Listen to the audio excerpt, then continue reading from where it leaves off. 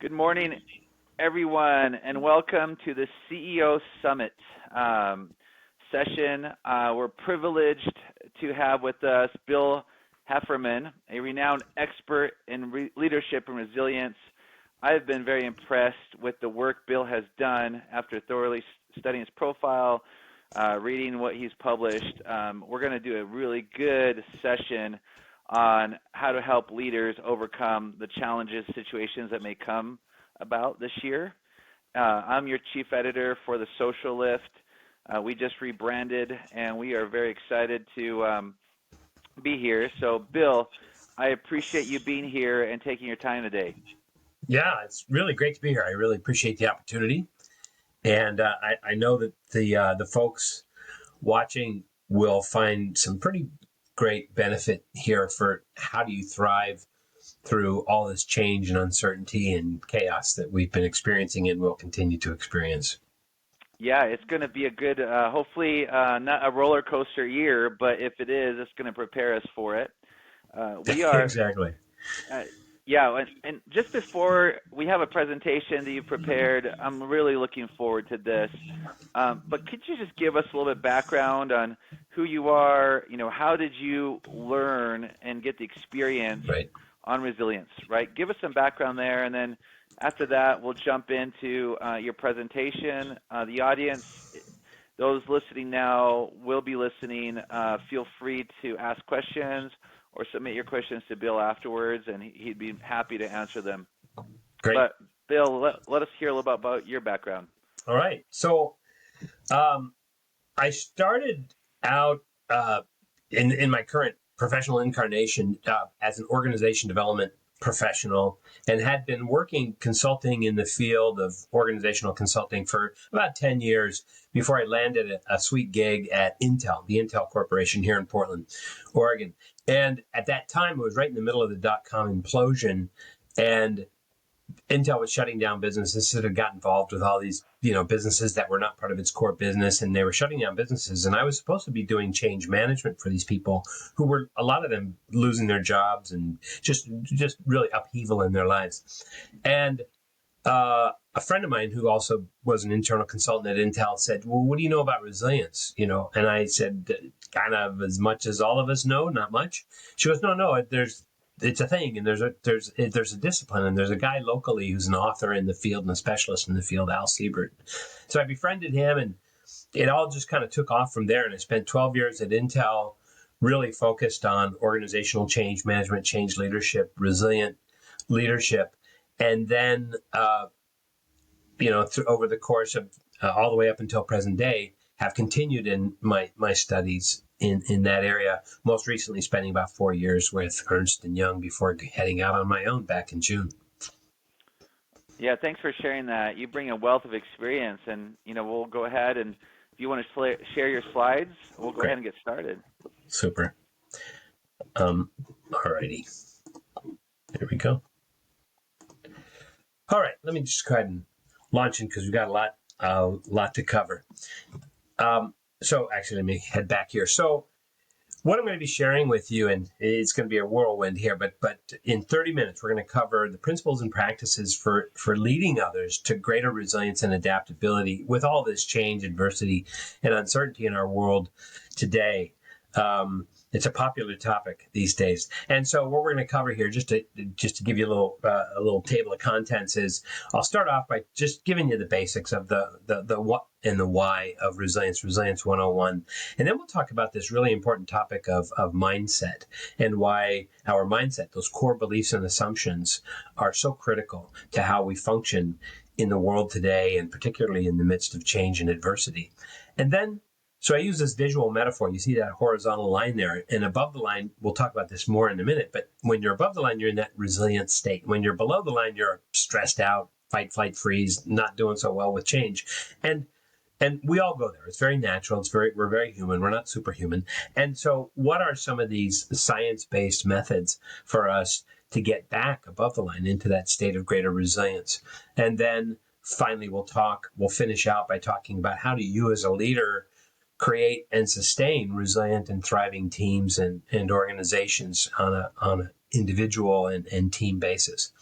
So getting in here then to Resilience 101, just starting off with the definition. If I asked you to think of someone that you know that is really resilient, it could be your grandmother or your manager or it's a personal friend or a spouse or something that just really handles change and adversity well. And we all know these people, and you might be one of them yourself. And so it's that ability to really deal with stuff. It's like water off a duck's back, ice water in your veins kind of response to really challenging circumstances. So it's that ability to cope with, adapt to, recover from that adversity.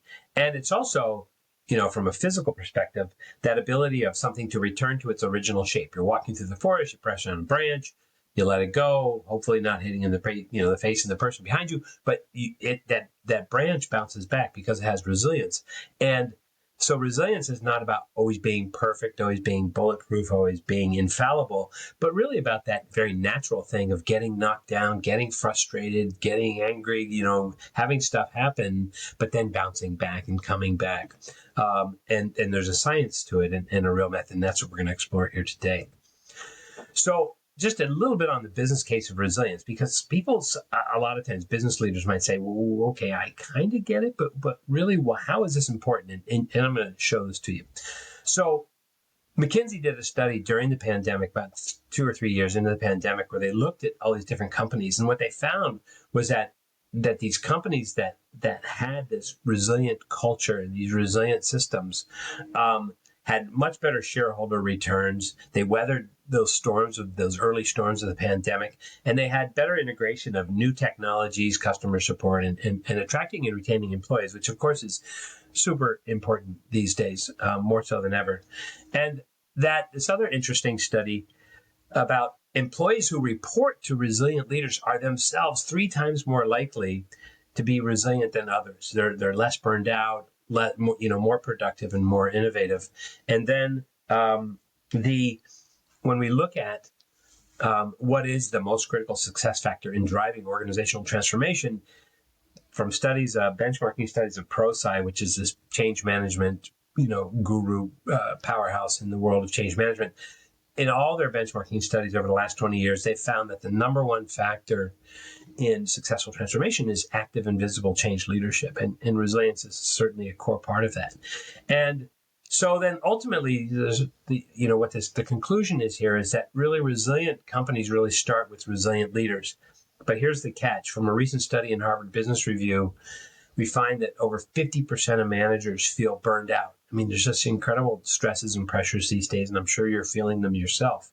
And so solving our enormous challenges, leading our enterprises to success, really requires everybody to be and do their best, which is tough, in particularly when times are uncertain or chaotic. And so really, resilience is really that superpower, that resilience, that leadership superpower and meta skill, if you will. All right.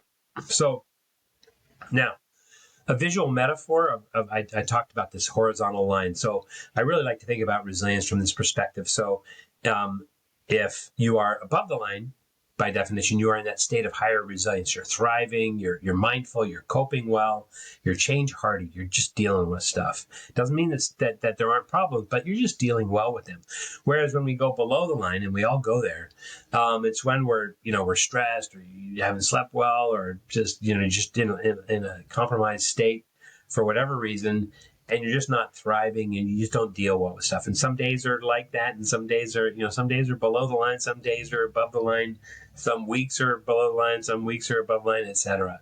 And it's not an on-off switch. There's a whole gradient from super low energy, depressed, very overwhelmed in that red zone, all the way up into these, high states of flow, creativity, productivity, collaboration, and then everywhere in between in the yellow zone. And we kind of spend a lot of our time kind of skating in and out of these zones. But there is a science behind. So what are those things that we can do for ourselves and for others that will create, a greater chance or foster the conditions under which we'll experience more of that green zone? And so how resilience works is that you'll start out above the line, and then something will happen, and it might even not be something conscious that you pick up on, but all of a sudden you'll find yourself feeling, frustrated or ticked off or overwhelmed or whatever it is, and it's just very natural, and we all get dragged down there into those suboptimal states of being. It's just into that fight, flight, freeze zone. But eventually, we all recover. Our nervous systems bounce back, and we get back above the line. And with awareness and practice, as adults, over time, we get better and better at finding our way back above the line. If I asked you to think of something that was, super overwhelming or scary for you 10, 20 years ago, and you think about it today, you're like, no problem. Like, I can deal with that. And that's because we learn and we grow to just deal with stuff better as we go, by and large. So when we look at then, so what are those markers or those core factors? And I explain this by contrasts of, let's look at these 7 core factors. So when you're below the line, you're just by definition in that fight, flight, freeze state of your nervous system is just firing off, trying to protect you, but with anxiety and frustration and maybe some fear. Whereas when you're above the line, you're in that state of that calm, attentive, mindful awareness. When you're below the line, you tend to go to blame and shame. It's just a natural reaction for us. But when we're above the line, we tend to care more for other people and be more capable of tuning into others and others' needs, as well as being compassionate with ourselves, which is just another critical factor in personal resilience. When you're below the line, you just by definition feel a sense of threat versus that sense of challenge.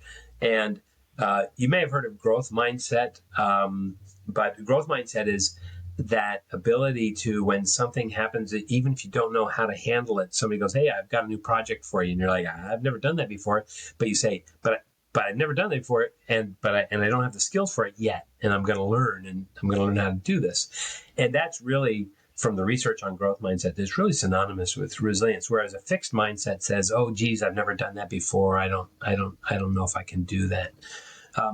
Then control is another big issue in resilience, but having that sense of, I know what I can control, I'm going to control the controllable, and I'm going to let go of the stuff that I can't control. That's that right control. Whereas when you're below the line and stressed out, you tend to either try to micromanage the heck out of everything with over control, or you give up and let you take your hands off the wheel and go, I can't do anything about this. Factor in leading for resilience, and this is a really important one, but the whole social aspect of resilience and supporting others during times of crisis, and as well as reaching out for support. Conversely, when we're below the line, we just naturally tend to pull in as humans. And then finally, there's a sense of, when we're above the line, the sense of real purpose and meaning, like that. We're going to win one for the Gipper, or I'm focused on a bigger than self goal. Whereas when we get below the line, it's meaningless and futile. And this all translates into, for this mnemonic device, or these 7 C's, where what we see is, so we have calm, that, and the actions here, that's the summary actions or leadership actions here is so with calm, we're really mastering our emotional regulation. With compassion, we're demonstrating kindness and compassion and empathy for ourselves and others. With challenge, we're really leaning into problems and issues as actual challenges, as opposed to something that's overwhelming. And then with capability, it actually has 2 aspects to it. One is that growth mindset of saying, hey, I don't know how to do this yet, but I'm going to learn. But as well as recognizing, well, what are my strengths and the strengths of others that we can bring to bear on this situation? And then with control, we're controlling the controllable and empowering and enabling other people with proper levels of autonomy. And then with connection, we're building psychological safety, maintaining authentic relationships, and fostering really strong team connections. And then finally, with commitment, we're focusing and inspiring people with a greater sense of purpose and meaning and vision. So these are these 7 C's, these core factors of resilience. And so we've just taken you a whirlwind tour through the Resilience 101. And now we're going to get into talking about mindset.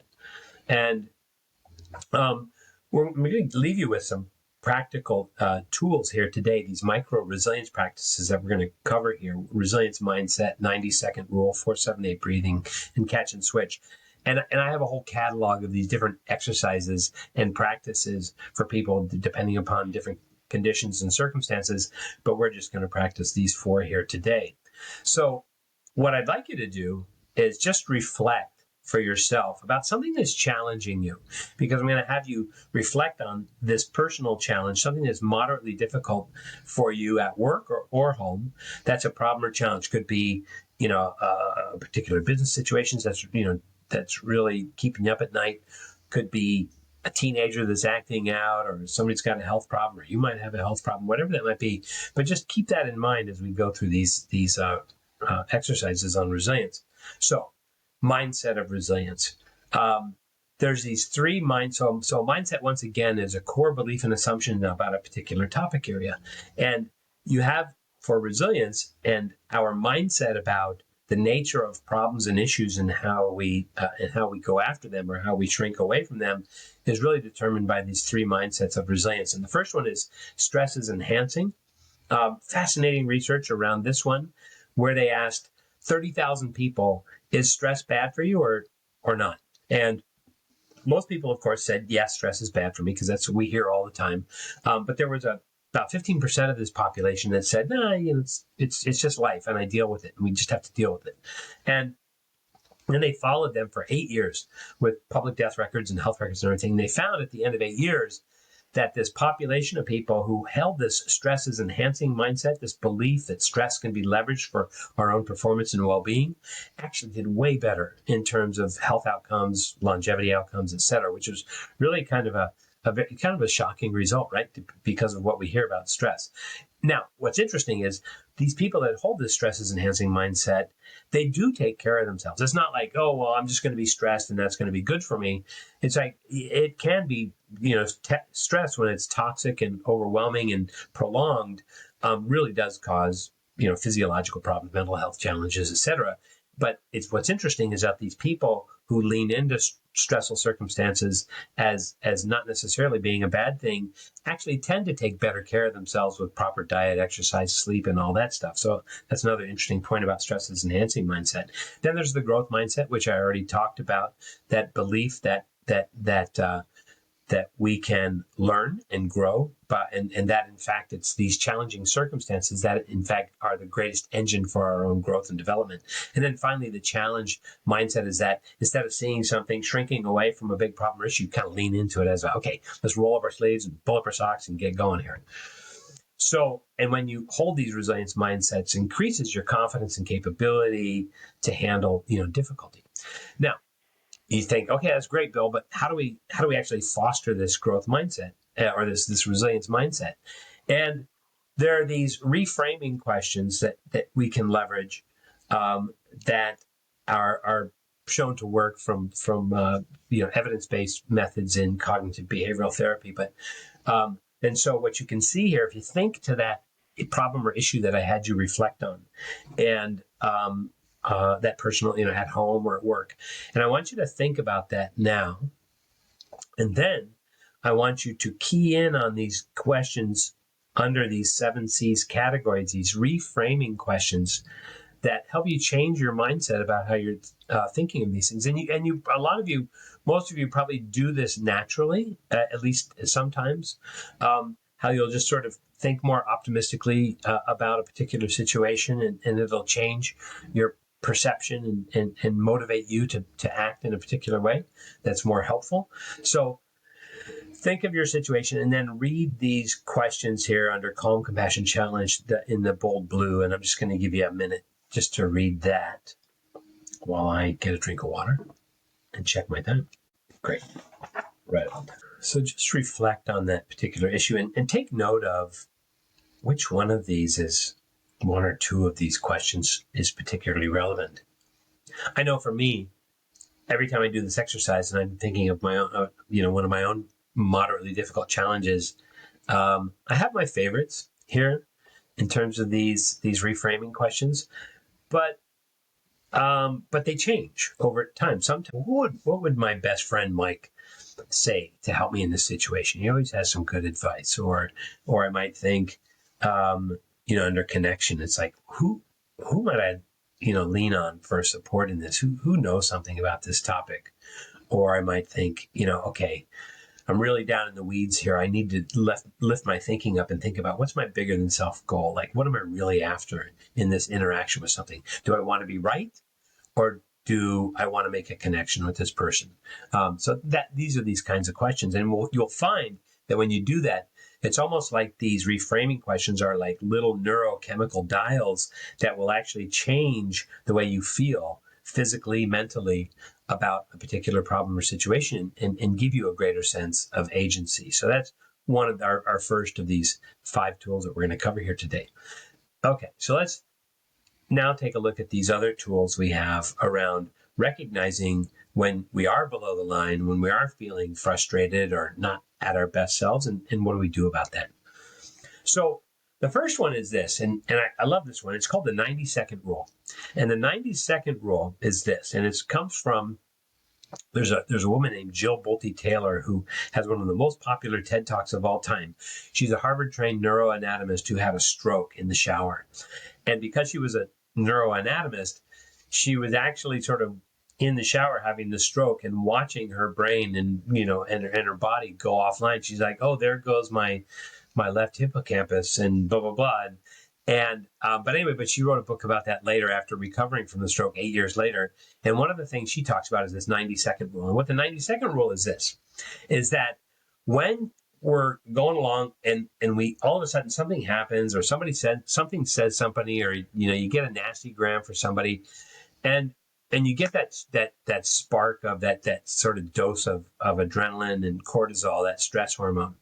Well, if you just let that go and just kind of sit with that feeling without continuing to hit the juice button by perseverating or ruminating on that problem, or why'd that guy say that or whatever.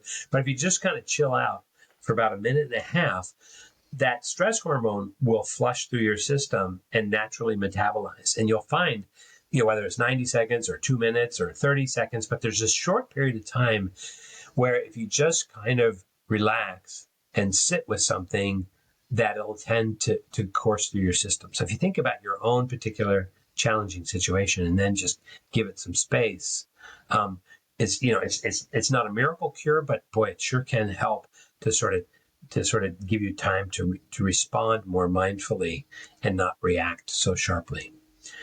There's another method that I like. It comes from a medical doctor, an integrative physician called Dr. Andrew Weil. Pretty famous guy's written a lot of books. But he has this method that he calls 4-7-8 breathing that actually comes from ancient yogic practices, but it's been medically validated since. And it's called 4-7-8 breathing, where you breathe in through your nose for a count of 4, you hold for a count of 7, and then you breathe out for a count of 8. And the reason why this works is because when we breathe out more slowly than when we breathe in, it stimulates our parasympathetic nervous system, meaning that rest and digest, safety and connection part of our nervous system when we're functioning above the line, and it helps slow down or shut down that sympathetic response, that fight, flight, freeze response. So just through this breathing, several times, and Andrew Weil recommends you do it a couple times a day,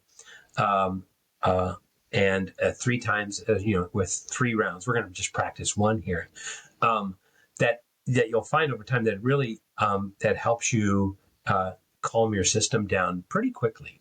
And there's a lot more science behind this, but I won't digress because I could geek out on this for a while. So let's just do this together. So breathe in through your nose for a count of 4, hold for a count of 7, and then breathe out slowly like you're breathing out through a straw for a count of 8, because that'll help you hold in your air for those 8 seconds. So here we go. So breathe in through your nose for a count of 4, hold for 7, and breathe out slowly for 8. Now, when I teach this to other executives and other people in organizations, other leaders, I ask them, okay, which of these did you particularly like? This one always gets top votes because you can just feel it. And again, it's evidence based. There's a lot of cool science behind it. All right, so that's 4-7-8 breathing. There's another one called catch and switch, and the way this one works is that when you, and it's just this basic awareness of, and you can use the above the line, below the line visual metaphor where you go, okay, where am I right now? That's the catch. You sort of, all of a sudden you're like, ooh, I'm feeling a little antsy here, or I'm about to say something, that I'm going to regret. So I'm pretty below the line here. So I'm just going to catch that and just hang with that. So that's the catch. And then, which is really just to simply notice and hang with something. And oftentimes that can really be enough, just the catch. But then you might say, okay, now I've got myself, what do I want to do instead? And here's where in the switch, you can use any one of these practices that we've talked about with regard to those reframing questions. You're like, okay, I've caught myself. Now, how might I think about this differently? Or what's the hidden opportunity in this problem? Or what's the special challenge here? Or what can I do to calm down, etc.? That's the 7 C's reframing questions, the 90-second rule. Again, give yourself a minute and a half or so, do some 4-7-8 breathing, or just play catch and switch. So I really like this one because it's just so simple, like the 90-second rule and the 4-7-8 breathing. And the reason why this is important, you're like, okay, why, I'm a leader. Why are you talking to me about this? Is you guys are under a lot more stress than a lot of other people in our world today, with everything you've got on your plate and all the responsibilities you face to lead your organization to success. But at the same time, people are you are the role model for the organization, and people are looking to you. And again, from research, we find that when people work for resilient leaders who act in a more calm, cool, collected way and don't overreact to things and listen well, that those people are much more likely to be resilient themselves and to function in that above the line state themselves. All right. So now we're just going to shift into, as we bring it home here, to this fourth stage along our journey to talk about creating and sustaining resilient and thriving teams. So what I want to show you here is that these 7 C's function both at that individual level in terms of reframing things, but they also function at an organizational and a team level and a relationship level. And they're synergistic and interdependent the way they function. And this comes from some research in Harvard Business Review called The Neuroscience of Trust. But what the guy found, Paul Zak, is that when you combine, when I have a trusting relationship with my manager or the leader above me, and I'm aligned with the purpose, like I can see, like, okay, I play a role here and I have a bigger than self role here to play, that the combination of those leads to the super engagement in the workplace, which leads to greater retention, greater performance, etc. So it leads to actual joy. And this got me thinking about what are the other knock-on effects or combinations of these things. And I haven't done a full, 3-dimensional analysis of how everything relates to everything, but I did a very simple look at how these combine. So when you combine, a sense of autonomy with a sense of trust, like I know what I have control over, and I know what you have control over, and we're working together and we trust one another, that leads to these sort of super states of collaboration and camaraderie. When I have a sense of capability, of mastery, and I know what I have authority and autonomy and responsibility for, that leads me to a greater sense of agency. Like I lean into like, okay, I can do this and I know what I can do. So I have greater confidence and competence in what I do. The classic flow state arrives from being stretched to that limit of my capability, not overstretched so that I'm feeling anxious or understretched so I'm feeling bored, but I have a right level of challenge, and that leads to high performance. And then when I feel like somebody's got my back and I'm challenged at the same time, but they're like, okay, yes, you can do this high wire act, but there's this net underneath you. And that leaves me to take, creative risks. And then finally, when I have a leader that I work for that or have a culture that fosters a sense of safety and inclusion, then I tend to feel have a greater sense of belonging, and I'm more likely to be authentic in my relationships. And all of this leads to psychological safety, which is that kind of culture in which people are going to speak their mind openly, honestly, authentically. And so to close this out here, to let you know, there's a product under development that I and some of my colleagues are creating called the Resilient Leader Quotient, which is a behavioral assessment based upon these 7 C's. We're just a couple of weeks from launching this, a couple of weeks away from launching this thing. There's these 28 resilient leader behaviors. And if you can see at the bottom bullet that this free assessment will be available mid-March-ish. And you can contact me at that email, bill@billhefferman.com. Release allow you to take the assessment and give you a free coaching session afterwards if you'd like. So that's, and these are all behaviors that foster resilience in the people that you lead. So, and I've got this offering, several offerings around this, ranging from, short 30-minute conversations to full half-day or even 6-month resilience academies that we run. When I worked at EY in particular, this last 4 years, this was a really popular topic, and you can see from some of these logos here that there are some really, household name companies that have witnessed that have participated in this program in the past. And then here's some of my favorite books on have a conversation. Yeah, this is a fantastic topic. It was more than what I was expecting. Looking forward to seeing that survey / study coming out that you have. Any good case studies you could share with us of people you've helped, or how have you helped, and what's this transformation look like as leaders adopt these principles and become more resilient? Right. So there's a household name sport clothing manufacturer here in Beaverton, Oregon, and some of you might know who I'm talking about. But I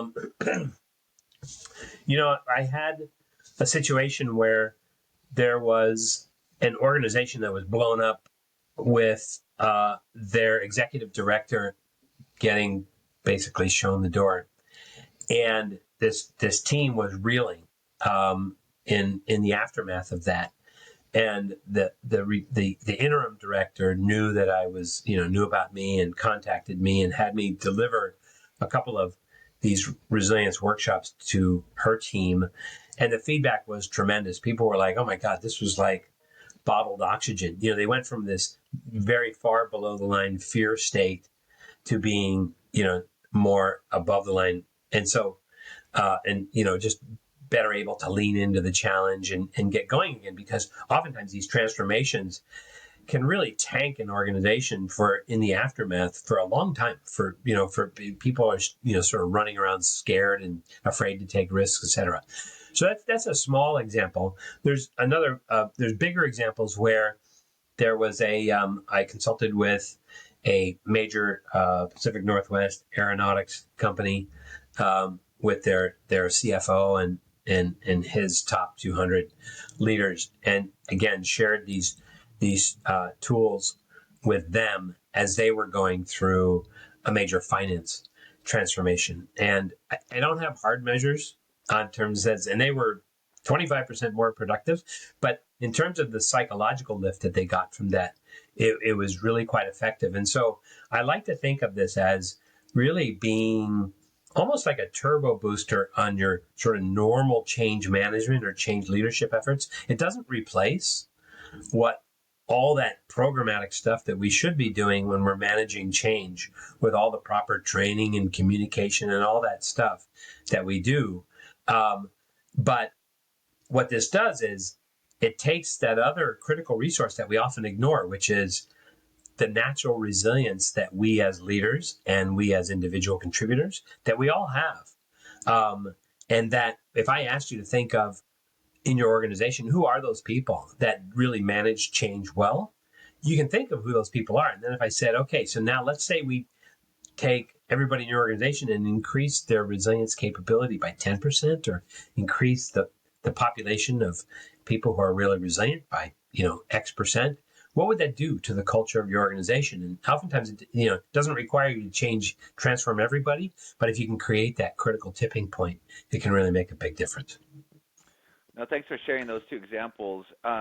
For those listening and going to be listening, uh, sounds like a lot of things anybody can apply, but what are some signs or some situations where this would be perfect? The Right. symptoms that may say, okay, I got to pick up the phone and call Bill Yep. because I've kind of realized finally I may have it, but I don't know. So, Bill, Yep. help me out. That's a great question. Um, so, if you are, have an impending transformation where that there's going to be headcount impacts, or then to provide these skills both to your leaders, and I work not only at leadership level, but I also work at team level and individual level. So at a major coffee brand manufacturer that was also undergoing a finance transformation, I delivered workshops not just to their leaders but also to their individual contributors as well. So and again, so when you're undergoing a transformation of some kind, the other thing is that when if you have um, another thing that might make you think about doing this is if you have increased levels of resignations, people voting with their feet and going elsewhere, because we know, that in spite of everything we read in the news about all these layoffs and everything, we still have an unemployment rate that's historically low, and it's tough to find good people. And if you're finding you're losing good people from your organization, this is another way that by fostering this more resilient culture, by doing that, you're creating just a far friendlier environment, and really improving the employee experience. No, thanks for sharing that. And then, you know, mentally, you've shared what some of these situations will be, but let's take the case of, there's going to be some scaling down of your team, and it's going to be some tough times ahead. Right. What does it look like as as we engage with you and get the feedback and the coaching, and the team gets the coaching? What can we expect? The mindset, the team culture to be like post the engagement, right? Post the Yeah. what are we Great. looking at? How the before and the Right. after? Yeah. Really, really great question again. I think what we find, and what I've witnessed, and what we've heard from clients, is, first of all, there's a shared language that they have, and they have a roadmap, and even if that roadmap is just above the line, below the line, and that um, and so in terms of the individual behavior and their ability to weather change and uncertainty, that improves. But the other thing that improves is, because ultimately, I mean, there is an individual component to resilience, but there's really a strong social component. And when you think about it, when I asked you, like, what's your go-to method for dealing with crises and really difficult problems, as part of our toolkit, a social connection, talking to your best bud, talking to a good friend, having a glass of wine with somebody, whatever it is, it's like that reaching out, and connecting is really vital. And so what we find, with the other thing we'll witness in this, is, instead of in the aftermath of some big layoff or restructuring or whatever, in the aftermath, instead of people sort of running around scared and not communicating and not collaborating, and just sort of sticking to their knitting and staying in their box, it opens up the culture and the social atmosphere and the climate in the organization, where it becomes more natural to communicate about problems and issues, and to speak in sort of free, frank, authentic, open ways, which then, of course, is sort of greases the skids on business processes and business functioning. And how long does it take? Do you suggest an engagement to be able to help with this change management? right? Yeah. What's kind of I know it's probably not one meeting because this takes some time for the team and for the individuals to Yep. learn the change and express concerns and challenges. Yeah. But what do you suggest? Uh, so I actually had shown a slide. It's very briefly just these different levels of intervention or of programs. Um, the you know the one that's sort of the sweet spot, if you will, that's the sort of the flagship program, is to do two 90-minute webinars, virtual instructor-led trainings. They're very interactive. I use Zoom with lots of breakouts and lots of conversations and a lot of practical exercises. And we'll spend the first session, the first 90 minutes, talking about what I call the put on your own oxygen mask session, which is all the sort of individual skills that you need for fostering resilience in yourself. And then I have people go away for a couple of weeks and I give them some practices and they practice that. And then when we come back, we debrief, how did that go and what did you learn, etc. And then we spend the second 90 minutes session on, okay, how do we lead others for resilience? How do we foster resilience in others? So that's the sort of the short but sweet, good footprint program that's digestible by most organizations. But for really full impact, we have also a 6-month academy. Now that sounds like 6 months. Oh my gosh! But here's what it is we'll spend with a leadership team, an intact team, 6 months. But in each month, there's a 90-minute virtual instructor-led training session, and then 2 weeks after that, we have a peer cohort, like the team will get together and facilitated by us. We'll get together for an hour and talk about, okay, what have we learned, etc. And you'll do that, watch, rinse, repeat over 6 months. And in the meantime, we're feeding out short video content, short, stuff around around the curriculum as we go. And then we also have an easy 360 feedback tool that we can also administer, where each leader in that group could be getting, if they go with this part of the program, feedback from their direct reports on how are they doing at demonstrating those behaviors that we've measured in that resilient leader quotient assessment.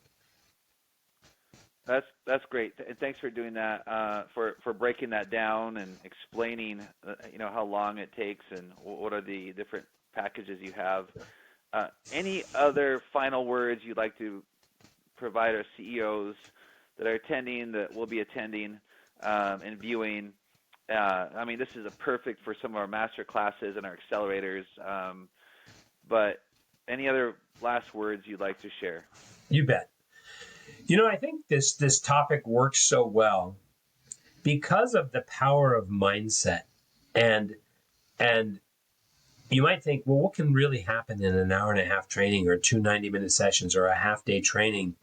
And the thing that changes are people's beliefs and assumptions about what's possible in dealing with chaos and uncertainty and change, and what's possible for me and what's possible for my people.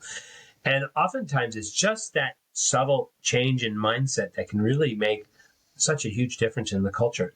And the other thing is that this is a great, you can, think of it as icing on the cake or a turbocharger or whatever it is. It doesn't replace all that due diligence and work we need to do in transforming an organization or whatever, restructuring an organization or putting in a new SAP system or whatever it might be.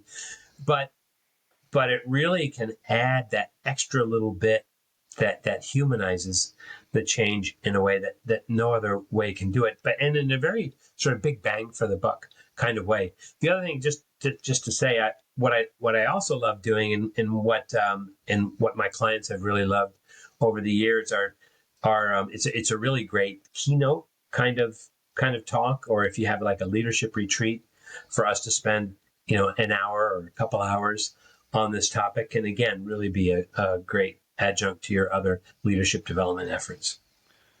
This is great advice. As you stated before, and now I'm grasping it here, out of probably a very few number of people are experts in this topic as you are, and you were probably, and we are very grateful for your time today. I mean, your contribution to the field of navigating change, resilience, optimism, preparing organizations for what is coming, what has happened. Um, we appreciate you sharing. I hope there's a lot of interaction that happens and that people can reach out in this time of need and talk to you. So thank you very much, Bill, for taking your time, for presenting, for being here. Yeah. Hey, thanks for the invite. I really appreciate it. It's a great organization and a great event to be a part of. Very good. I appreciate it. If you want to hold on a little bit, we'll end the session now, and we thank the audience for participating. Those who view it later for participating, we'll make the session available for Bill and those who he invites as well. So thank you, everyone, and stay tuned for the next session. It will happen in the next 12 minutes. All right. Thanks, Steven.